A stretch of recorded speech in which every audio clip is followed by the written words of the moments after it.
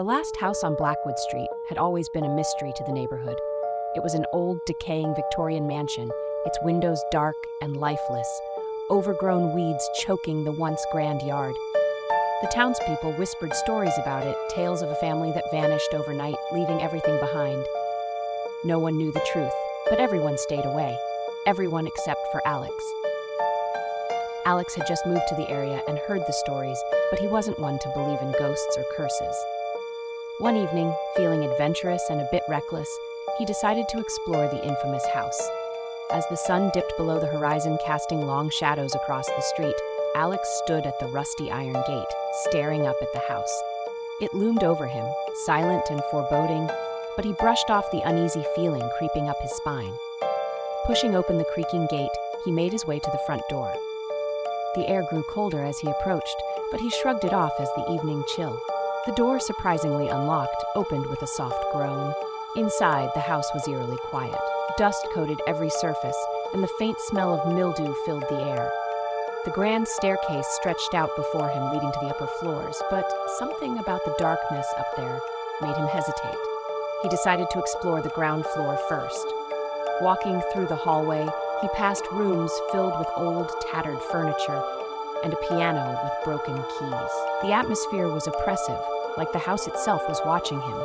As he entered the kitchen, he saw something strange. On the dining table, a set of dishes, dusty but untouched, lay as if waiting for someone. A cold chill crawled down his spine, and for the first time, he felt a twinge of fear. Suddenly, a loud thud echoed from upstairs, breaking the silence. Alex froze, his heart pounding in his chest. It sounded like something had been knocked over. He wasn't alone. He tried to convince himself it was just the house settling, but the sound had been too deliberate. Against his better judgment, he grabbed a flashlight from his backpack and slowly made his way up the creaking stairs. The second floor was even darker, the air thick with dust. As he reached the top, the temperature dropped noticeably. His breath came out in visible puffs. Alex's flashlight flickered as he moved down the narrow hallway, passing closed doors, each one more ominous than the last. The thudding sound came again, this time louder and closer.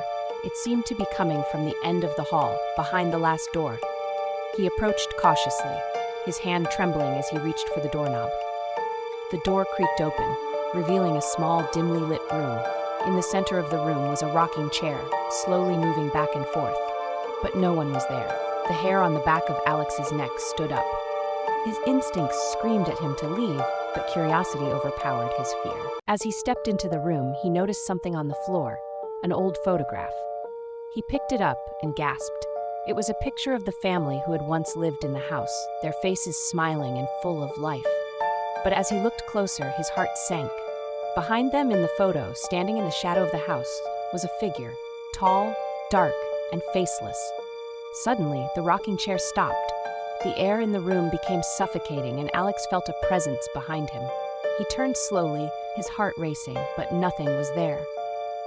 The door slammed shut with a deafening bang, and the flashlight flickered before going out completely.